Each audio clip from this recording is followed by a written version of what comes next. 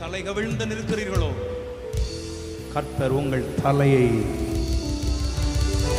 உன் தலை உயர்த்தப்படும், உன் கொம்பு உயரும்.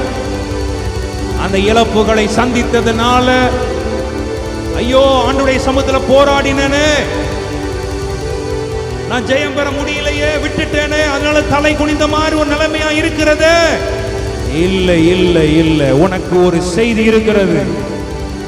உயிரோடு எழுந்த செய்தி உனக்கு இருக்கிறது.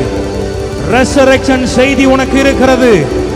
இந்த உயிர் தெழுந்த நாட்களுக்கு பிறகு தலை குனிந்த அல்ல, தலை நிமிர்ந்து அந்த கல் புரட்டப்பட்டதுனால ஐயோ அந்த கல் இருக்கிற வரைக்கும் என்னால தலை நிமிர முடியலையே, அந்த கல் இருக்கிறதுனால என்னால நிமிர்ந்து பார்க்க முடியலையே, எங்க பார்த்தால் என்னை மறைத்துக் கொள்ளுகிறேனே, எங்க பார்த்தால் என்னை மறைத்து ஆண்டவரை நான் வந்து ஒளித்துக் கொள்றேனே, தலை குனிந்தல்லவா நான் இருக்கிறேன்.